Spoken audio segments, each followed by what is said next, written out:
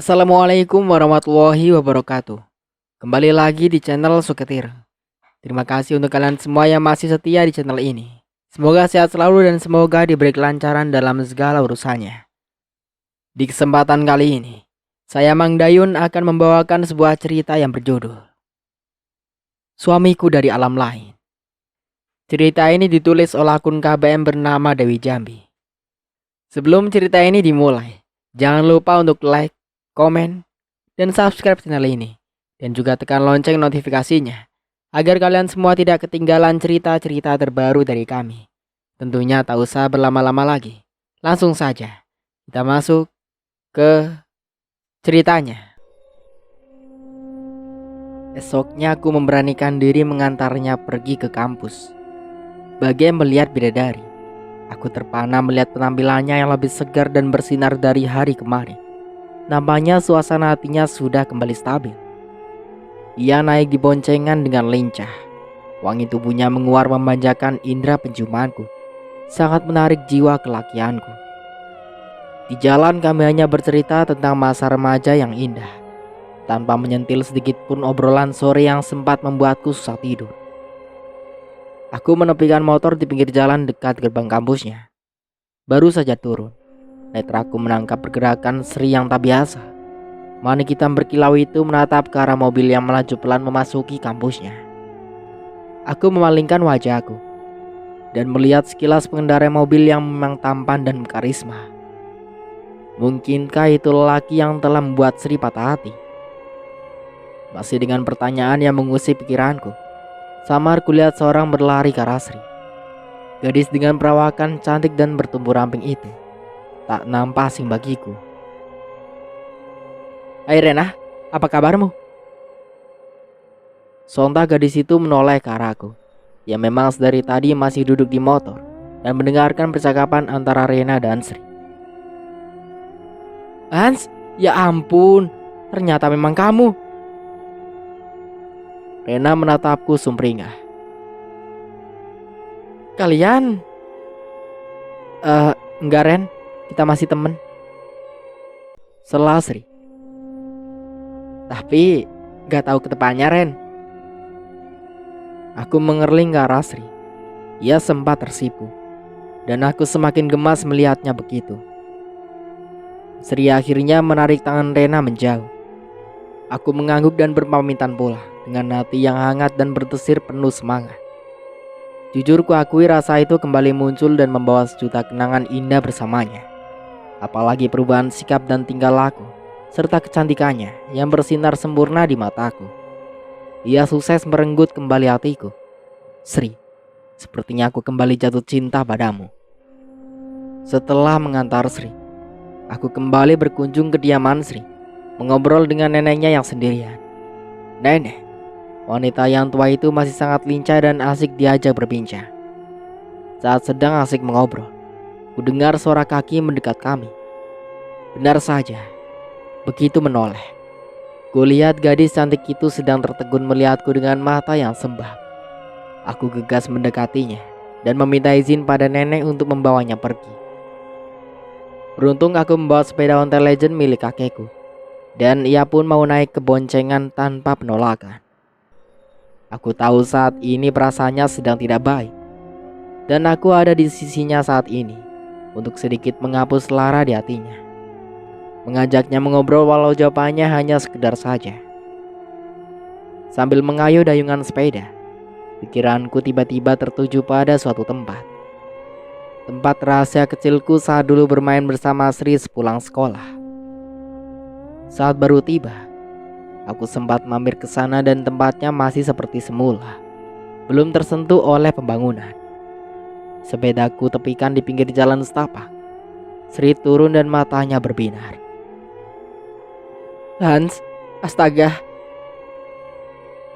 Sri menutup mulutnya dengan kedua telapak tangannya. Ia melangkah pelan ke arah tanah lapang yang dulu jadi tempat bermain kami berdua. "Hans, ayo kita ke sana." Sri menunjuk ke arah tanah lapang. Kaki mulusnya berlari sembali menyinjit menghindari tajamnya rumput ilalang. Tanah lapang yang masih asri, banyak pepohonan. Terdapat sawah dan aliran air jernih di sekitarnya. Gadis itu menari dan berlarian, persis seperti kelakuannya dulu saat kuajak pertama kali kemari. Waktu aku ada pertandingan sepak bola bersama temanku yang lain. Dari situ aku tahu jika Sri amat menyukai alam. Hans, terima kasih karena kamu sudah menghilangkan laraku hari ini, ucap Sri saat kami berjalan beriringan di bawah terik sinar matahari menuju salah satu pohon rindang di pinggir lapangan. Angin sepoi-sepoi membelai rambutnya yang pendek tapi tetap nampak feminim. Aku mengangguk dan tanpa sadar menggandeng tangannya. Kurasakan sentakan kecil darinya.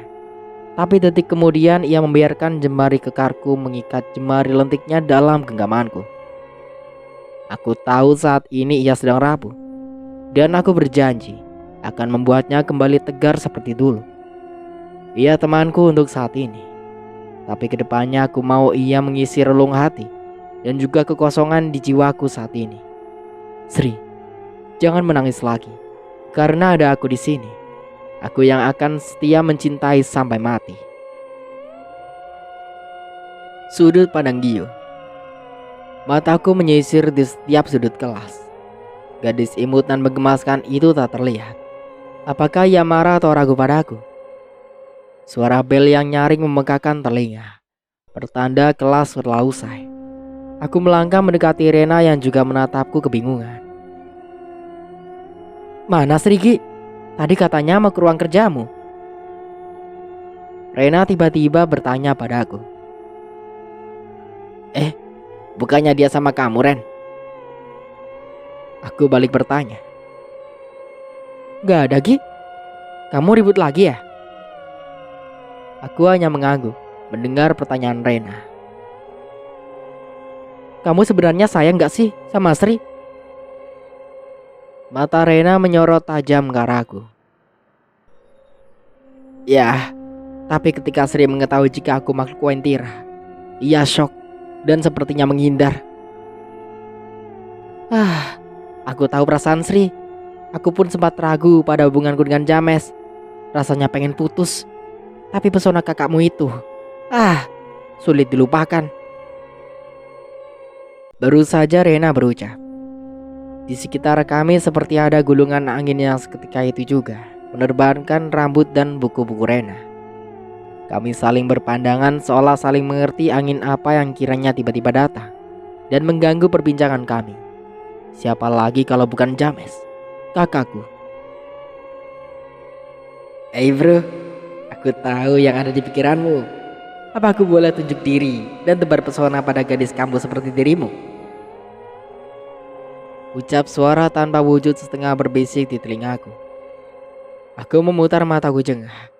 Bisa-bisanya kembaranku ini mau eksis seperti diriku. Rena pasti marah karenanya. Ada James ya? Bilang apa dia? Rena menatapku tajam seolah tanda mengancam. Ya, dia pengen nunjukin wajah tampannya dan tebar pesona ke cewek-cewek kampus ini. Jawabku. Plak. Aduh, James. Aku mengerang sakit saat kepalaku seperti dihantam benda. Sialan kau. Rena pasti marah karena ucapanmu. Suara James menggema di telingaku. Benar saja. Begitu menatap Rena, gadis itu menggeram dengan wajah yang memerah. Sialan kau James. Dasar ganjen. Rena mengentak kakinya dan pergi dengan bersungut-sungut. Rena. Sekejap tubuh transparan James menjadi solid dan membentuk tubuh dan wajahnya yang tampan dengan tampang murkanya. Gara-gara kamu tahu, aku dan Rena bisa dalam perang. Detik kemudian ia kembali transparan dan hilang entah kemana. Hening, kelas kembali sepi. Aku kembali berjalan gontai.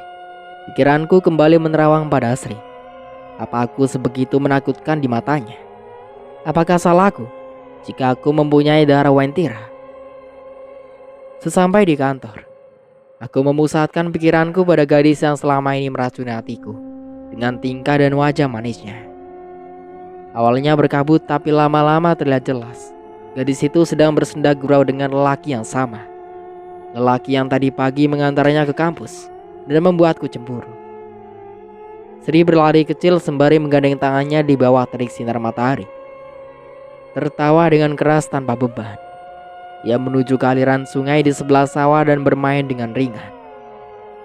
Memasuki kedua kakinya dan duduk dengan tenang.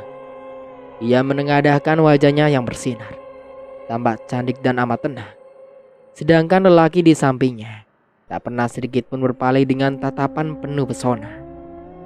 Tak lama, Sri beranjak dari tempatnya duduk karena sinar matahari amat menyengat.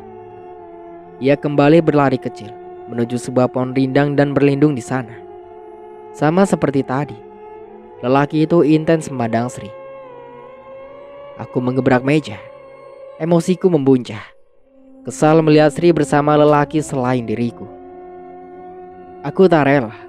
Aku tak mau kehilangan cintanya. Tak mau jauh darinya. Hatiku sudah tertambat padanya. Mobil melaju kencang membelah jalanan kota yang ramai kendaraan. Tak peduli seberapa sulit untuk menemuinya. Tapi aku tahu ini adalah salah satu ujian untuk dapatkan cintanya. Mobil berhenti di halaman yang lumayan luas. Tubuhku bergetar saat sedikit ragu ku ketuk rumah sederhana Sri, yang sebagian bangunannya terdiri dari papan. Ya.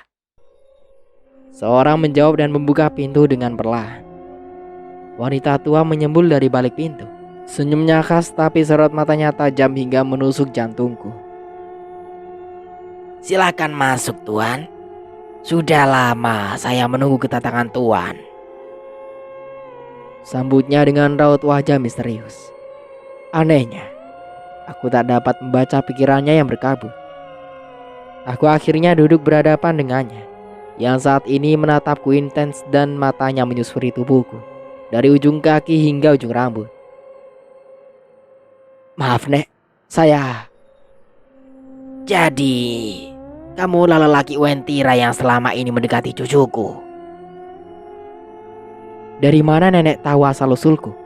Apakah ia makhluk Wentira juga sama sepertiku? Anda tidak usah bingung, Tuan. Sudah berpuluh tahun aku hidup dan bertampingan dengan kaummu. Bahkan, aku sempat tinggal dan menetap beberapa waktu di kota indah Wentira, kota tempat tinggalmu. Ia berbicara seolah tahu apa yang mengganjal dalam hatiku. Bagaimana, Nenek? Kau tak perlu tahu. Sekarang yang aku tanya, apa maksud dari kedatanganmu? Ia menunjuk tegas ke arahku. Matanya nyalang membuat nyaliku ciut. Saya datang untuk... Kau pasti menginginkan cucuku, Sri, bukan? Sayangnya posisimu akan tergantikan dengan adanya Hans. Aku tahu dari dulu Sri amat menyukai Hans. Ya, Nenek benar. Saya datang kemari untuk meminta izin pada Nenek. Saya... Bukannya kamu sering menyelinap ke kamar cucuku. Sebenarnya aku ingin marah karena perbuatanmu yang masuk ke rumah tanpa sopan santun. Biarpun Tuan punya semua kemampuan itu, tak ada salahnya jika berperilaku seperti laki jantan pada umumnya. Seperti saat ini, aku salut padamu. Nenek Sri mengulas senyum lembut padaku. Jadi, Nenek memberi izin padaku? Aku selalu memberi kebebasan untuk Sri memilih pasangannya. Namun, satu yang aku khawatirkan. Kau pasti membawanya jauh dariku ke kota Wentira, tempatmu berasal, kan? Raut wajah nenek berubah murung. Hatiku rasa teriris melihatnya seperti itu. Nenek, aku sudah tua. Tunggulah sampai aku berpulang jika ingin membawanya pergi bersamamu. Lanjutnya, sungguh nenek salah sangka padaku. Aku memang mempunyai darah Wentira, tapi aku tak tinggal di sana, Nek. Aku memilih tinggal dan menjadi manusia biasa pada umumnya. bekerja, dan bersosialisasi tanpa sedikit pun menggunakan kekuatanku. Ibuku menikah dengan ayah yang memang asli orang Wentira.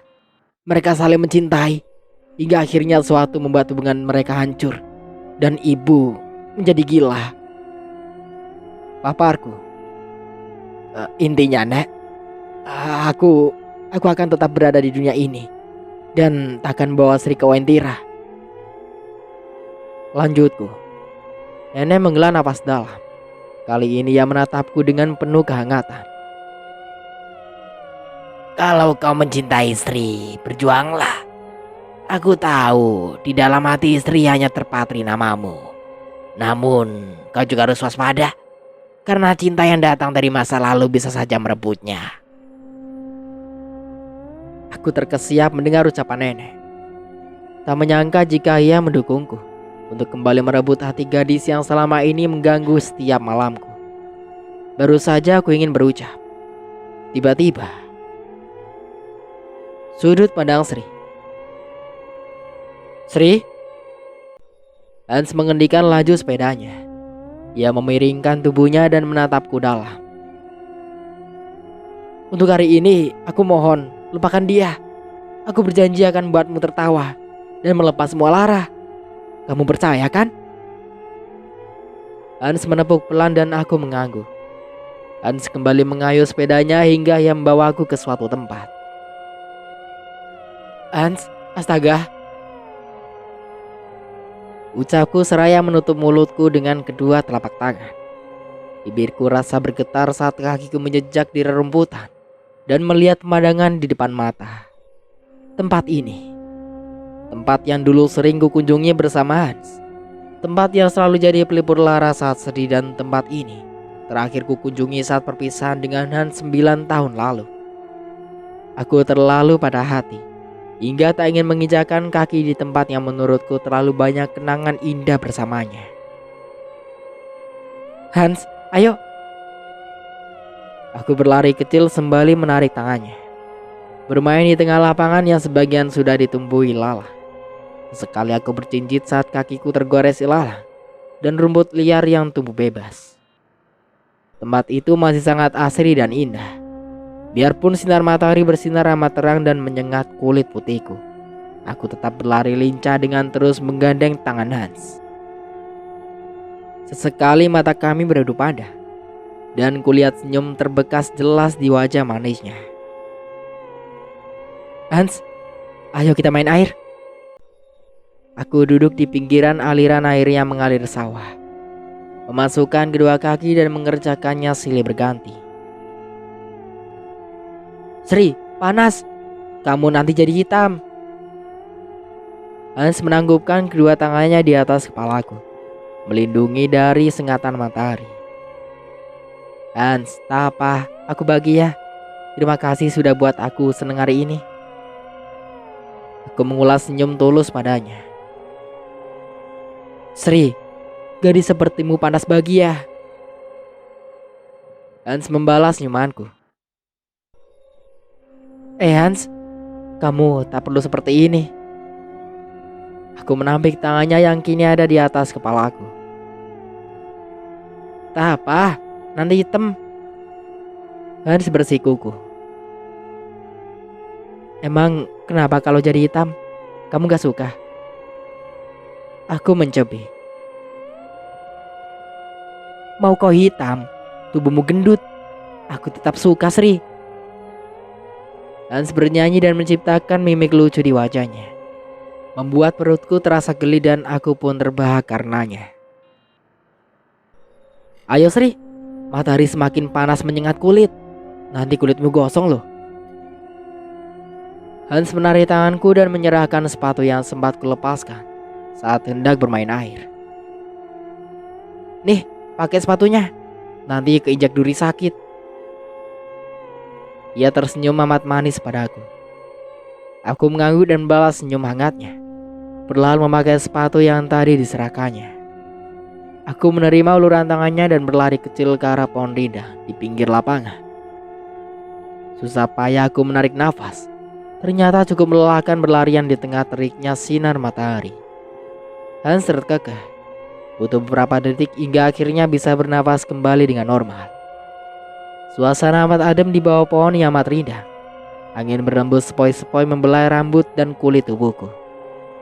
Sesekali Hans menatap ke arahku dan terlihat kikuk saat aku kembali menatapnya, seolah ada yang mengganjal di hatinya. Sri, lirinya. Ku dengar suara Hans memanggil namaku. Ya Hans, aku ada sesuatu yang mau aku sampaikan, Sri. Hans melenggu cukup keras, seolah ada beban yang kini sedang menghimpit dadanya. Sri. Aku tercekat saat tangan Hans menggapai tanganku. Sorot matanya hangat dan penuh dengan cinta. Untuk sepersekian detik aku terpana dan matanya yang bersinar dan berkilau. Sebenarnya aku dulu menaruh hati padamu, Sri. Tapi saat itu aku terlalu malu. Biarpun saat itu kamu dekil, kucel, tapi di mataku kamu itu imut, manis, lucu dan pintar, Sri. Jantungku berdetak kencang mendengar ucapan Hans yang tiba-tiba. Sri, kamu tahu apa tujuanku kembali ke kota ini? Aku ingin menemuimu, Sri. Aku begitu merindu dirimu, tapi sepertinya dirimu sudah ada yang memiliki. Hans menyentuh rambutku dan membelainya pelan. Hans, aku menunggu untuk bisa kesini. Dan waktuku tak banyak, Sri. Aku tak tahu apa aku bisa membuatmu melupakan segala laramu saat ini. Aku menunduk. Bulir bening seketika tumpah di ujung mataku. Hatiku perih, teramat perih. Aku menekan tanganku di dada. Hans, andai bisa aku putar waktu, aku tak akan membiarkan hatiku terisi cinta yang lain. Seandainya aku tahu kau akan kembali. Semua ini salahku, Hans. Sri. Hans menggapai tanganku pelan. Tatapannya penuh cinta. Ia mengangkat wajahku dan tangannya membingkai wajahku. Sri, kau menangis? Kenapa? Apa aku menyakiti hatimu? Cecar Hans menatap kedua bola mataku bergantian. Maafkan aku, Hans. Hans menghela nafas dalam. Jemari Hans menyela air mataku yang tumpah, menggetarkan jiwaku yang terguncang. Jangan kau paksakan, Sri. Aku masih menunggu dirimu. Walau tak lama, jika kau menolakku, aku akan segera pulang. Kau mau pulang, Hans? Kapan? Ya, aku tak lama di sini. 2 minggu lagi aku akan kembali pulang. Selama itu, aku akan menunjukkan keseriusanku dengan melamarmu. Hans. Aku kehabisan kata. Hans memang tulus kepadaku. Tapi tak dapat kupungkiri dalam hatiku menjerit menyebut nama dosenku. Dosen tampanku yang juga mengutarakan isi hatinya padaku. Hans, cinta pertamaku yang penuh dengan kenangan indah. Pagio. Ia yang selama ini mengisi hatiku dan memberi warna hingga kadang aku menangis dan tertawa karenanya. Seketika saat ini juga aku didata rasa bimbang di antara dua pilihan. Apa aku egois jika inginkan keduanya? Di satu sisi aku masih ingin bersama dengan Hans, tapi sisi yang lain aku tak mau meninggalkan Pagio. Saat seperti ini pun wajah Pagio masih menari di pikiranku, menimbulkan getaran dan kerinduan yang syahdu. Aku ingin pulang, Hans. Jawabku. Hans mengangguk dan menggenggam tanganku. Melangkah beriringan di antara padang ilalang dan hembusan angin yang melambai. Sesungguhnya alam amat merestui kami. Tapi sayangnya saat ini bukan nama Hans yang terpatri di dalam hatiku. Hans mulai mendayung sepedanya. Aku masih terdiam dan tak banyak bicara. Hatiku bingung dan diliputi keraguan. Bagaimana ke depannya aku harus bersikap? Sepanjang perjalanan kami hanya terdiam, tak banyak berbicara, asik dengan pikiran masing-masing. Nafasku rasanya tercekat saat mataku menangkap mobil mewah sedang terparkir di halaman rumah. Aku yakin itu mobil Pagio. Ada urusan apa ia bertandang ke rumahku? Aku tak menyangka ia punya nyali. Biasanya ia masuk ke kamar seperti hantu. Pasti ada sesuatu yang membuatnya berani menampakkan wajahnya kepada nenek. Gegas aku melangkah masuk ke dalam rumah tanpa mengindahkan Hans yang masih penasaran. Ia rupanya mengekor di belakangku. Pak Gio, benar saja. Walaupun ia menungguiku, aku tahu itu Pak Gio. Lelaki itu berdiri dan menatapku dengan tatapan tajam dan penuh misteri. Aku datang untuk kembali meraih hatimu, Sri. Aku tak mau kehilanganmu. Belum sempat aku menjawab, Hans yang tadi berada di belakangku berjalan, dan kini ia berada di hadapanku. Kalau begitu, kau harus bersaing denganku. Siapapun kamu, kita akan berjuang demi cinta Sri. Suara Hans terdengar meninggi. Kau. Rena duduk di teras sembari menyeruput teh hangat buatannya bersama James yang juga duduk di sampingnya. Pacarnya itu asik mengunyah sandwich buatannya. Rena menghela napas dalam. Pandangannya beralih ke arah James yang kini sedang menikmati suasana sore di sekitar kediaman Rena. James, liriknya. Bagaimana hubungan kita? Bagaimana apa? James menatap bingung ke arah Rena. Sampai saat ini, Mama belum tahu siapa dirimu, James. Apalagi jika tahu setelah kita menikah. Aku akan ikut denganmu ke Wentira. Raut wajah sendu Rena mengusik hati James. Pria itu menyentuh tangan Rena lembut. Apa kau keberatan kita pindah ke Wentira, Rena? Sorot mata James yang meneduhkan membuat Rena menganggukkan kepalanya pelan tanpa ragu. Ya, sebenarnya aku tak ingin pisah dengan Mama. Kau tahu sendiri, James. Mama hanya punya aku dan Reno. Rena memberanikan diri mengungkap unek-unek dalam hatinya. Ya, aku tak bisa memaksa. Berarti kau ingin mengakhiri hubungan ini, James? Hati Rena amat pedih mendengar ucapan James yang menanggapinya dengan biasa tanpa penolakan. Bukan begitu, Ren. Rena tergugup. Entah kenapa ia teramat melo jika harus berhubungan dengan James. Ia teramat memuja James. Tapi ia tak mungkin meninggalkan mamanya demi kebahagiaan dirinya seorang. Kamu harusnya merasa beruntung, sayangku. Aku bukan keturunan murni darah Wentira. Jadi aku bisa bebas kemana saja sesuka aku. James membelai lembut rambut Rena yang masih tergugur. Maksudmu, James? Tatap Rena penuh harap. Aku tak harus tinggal di sana. Ya, sekali-sekali kita bisa berkunjung. Atau kau mau menemui temanmu Indri? Dia sekarang jadi warga Wentira dan hidupnya bahagia. Papar James. Bagaimana kau tahu tentang Indri, James? Ya, karena Bima, suami Indri itu atasanku. Dan kau, kenapa tidak bekerja? Kau selalu menemaniku kemanapun aku pergi. Tapi ingat, James, jangan pernah masuk ke kamarku lagi sebelum kita sah jadi suami istri. Omel Rena. Hehehe, satu-satu sayangku. Ya, aku sudah mengundurkan diri dan aku akan setia di sini bersamamu, calon istriku, pujaanku. Jadi, kita mau makan apa, Ferguso? Kalau nggak kerja, aku nggak mau. Rena mencoba. Gak nyangka kamu materi juga, Rena. James tertawa renyah mendengar ucapan Rena. Tapi gadis itu tetap mengercutkan bibirnya. Ya hari gini, James, taman aja mana cukup. Sungut Rena. Ya, oke. Mau ku kasih tahu satu rahasia yang mungkin amat sangat membantu. James menjodohkan tubuhnya ke arah Rena hingga wajahnya kian mendekat. Mau. Jawab Rena antusias. Uangku takkan habis 7 keturunan. Istilah kata orang, aku sultan dan miliarder. Kalau cuma emas batangan, aku punya banyak. Jadi kamu tahu kata aku, Rena. Kamu tak akan kelaparan jika bersamaku.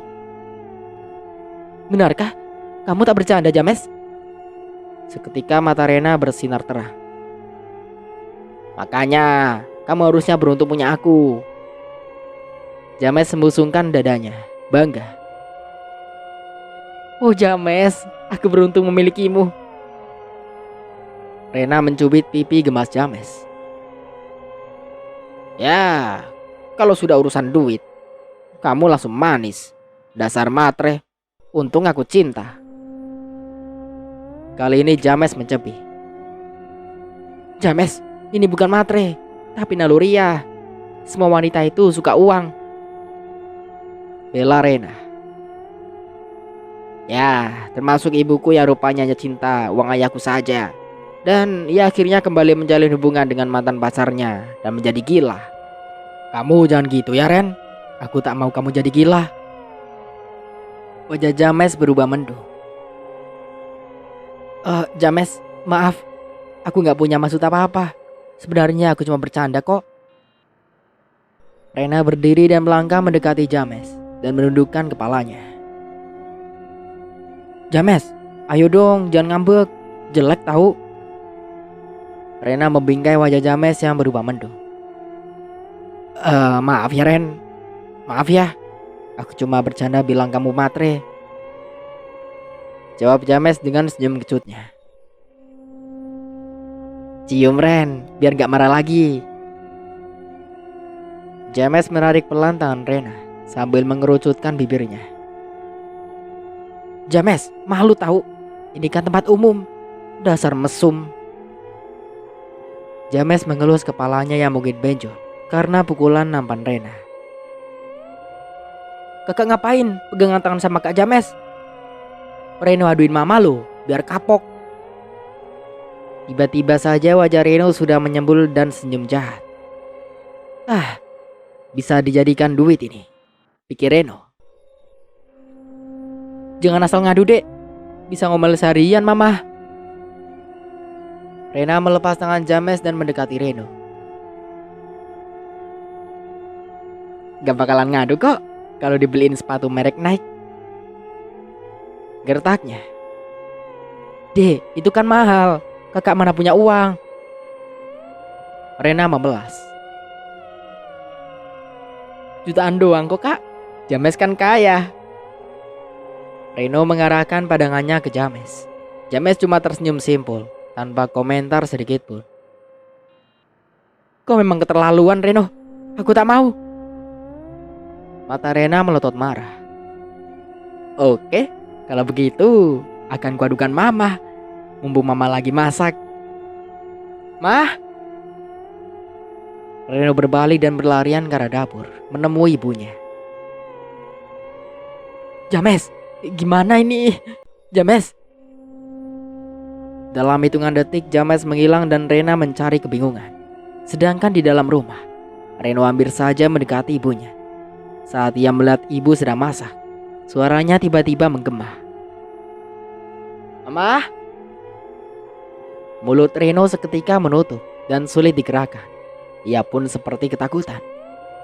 Mama yang melihatnya hanya menghela napas dalam dan melanjutkan pekerjaannya. Reno akhirnya berbalik dengan segudang tanya dalam benaknya.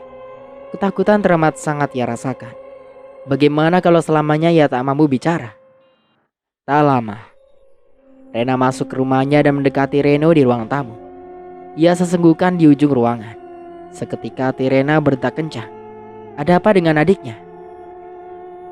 Reno, Ren, ada apa dek? Rena menyentuh pundak Reno dan membelahnya pelan. Kak, aku gak bisa bicara. Mulutku seperti ada yang bekap. Aku takut gak bisa ngomong seumur hidup kak. Reno nyerocos. Rena menatapnya heran. Tapi sepersekian detik kemudian ia paham. Ini pasti kerjaan James. Rena terkekeh geli. Itu barusan suara apa? Kak, aku... iya dah, bisa ngomong kak. Reno berteriak girang. Makanya dek, Jangan rese, itu azab tahu. Rena menahan tawanya. Ia benar-benar puas melihat Reno ketakutan seperti tadi. Padahal awalnya Rena amat kesal dengan kelakuan Reno yang suka seenak hati seperti tadi, mengadu dan suka mengancam. Kak, apa itu tadi hantu? Ya, bisa jadi. Tiba-tiba angin lembut mengembus di tengkuk Reno, membuat pemuda itu bergidik dan menyentuh tengkuknya. Matanya memancarkan ketakutan yang teramat sangat saat netranya menangkap benda yang terbang sendiri di belakang Rena. Kakinya gemetar. Kak, itu... Kupandangi jam di dinding yang sudah menunjukkan pukul 2 dini hari. Rasa kantuk tak juga menyergap mataku. Oh Tuhan, pikiranku melayang entah kemana. Berada di antara dua cinta memang sangat membingungkan. Aku tahu mereka pun punya rasa yang sama, dan mungkin sama-sama besar kepadaku. Walaupun awalnya aku yang menunjukkan rasa sukaku pada Gio, tapi sekarang ia yang mati-matian mengejar cintaku. Apakah itu karma? Atau sebuah teguran? Aku meremas sarung bantal dan menggelamkan wajahku dalam-dalam. Sesak, sakit, dan perih jadi satu. Seluruh badan terasa lunglai dan meriang tak menentu. Seperti inikah berada dalam dilema dua cinta?